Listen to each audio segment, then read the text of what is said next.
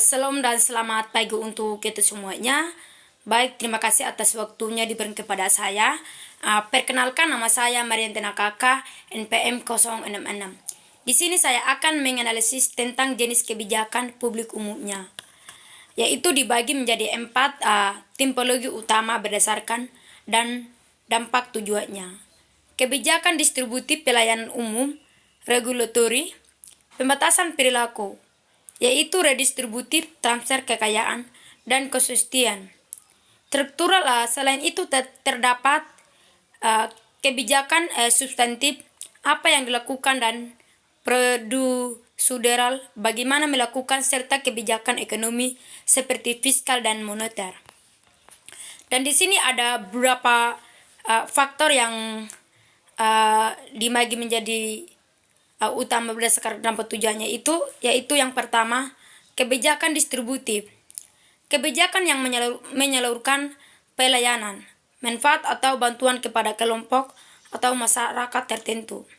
Misalnya, subsidi bantuan sosial pembangunan fasilitas umum.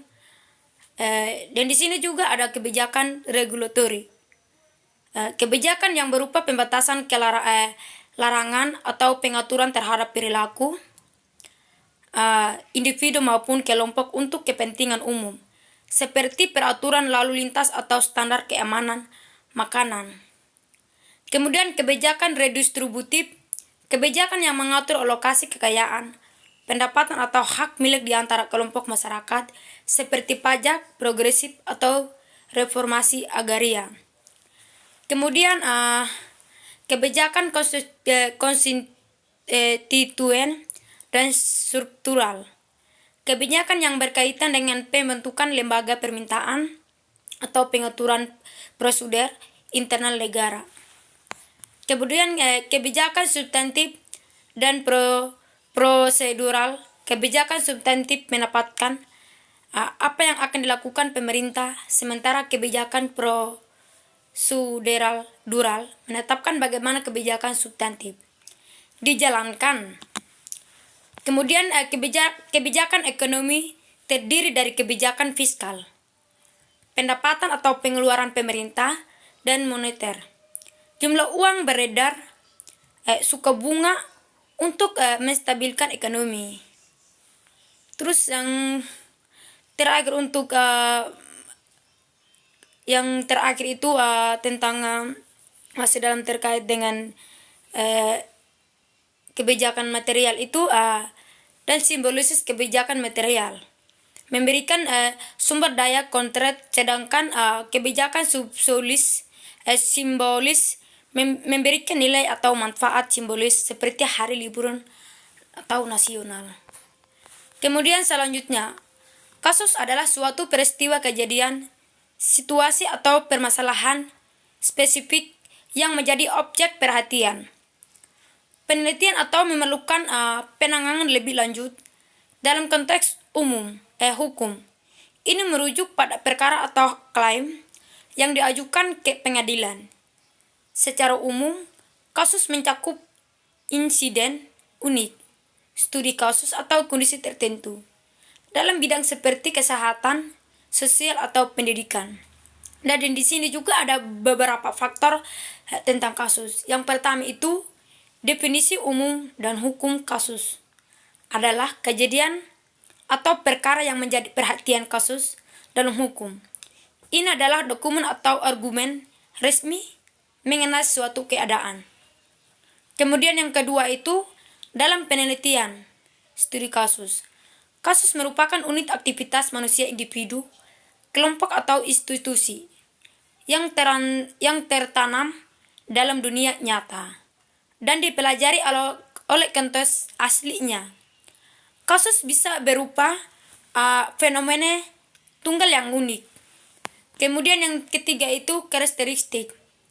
Kasus seringkali mendesak untuk diselesaikan seperti dalam bimbingan, konseling, dan memerlukan penyelidikan mendalam untuk memahami latar belakang serta konteksnya.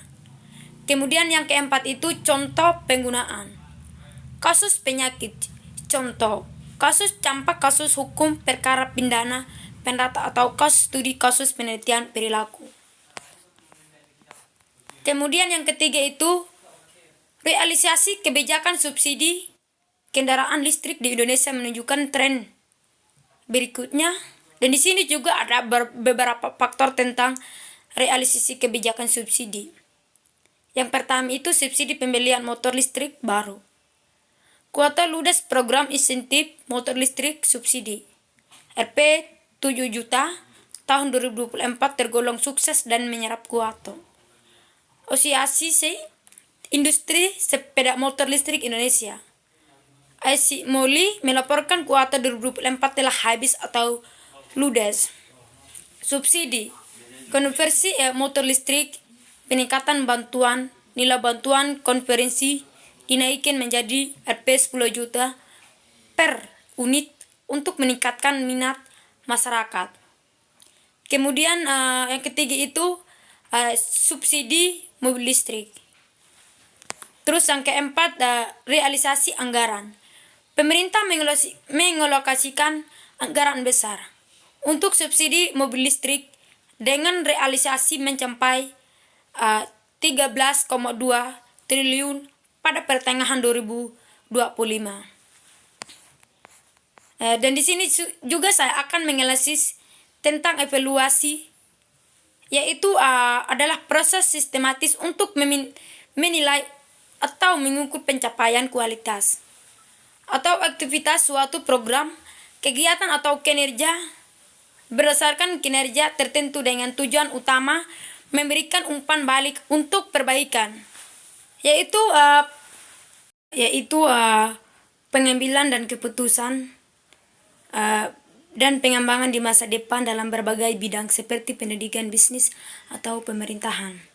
Kemudian yang terakhir itu strategi yang paling sesuai umumnya melibatkan pendekatan komprehensif, menetapkan visi dan tujuannya yang jelas, melakukan riset mendalam dan mengeksekusi secara struktur pendekatan berbasis prioritas dan realitas.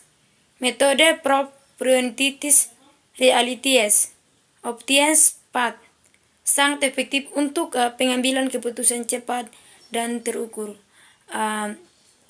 Itu saja yang saya sampaikan. Sekian dan terima kasih. Kalau ada kata-kata yang salah dan tidak menyenangkan, mohon maaf untuk dimaklumi. Sekian dan terima kasih.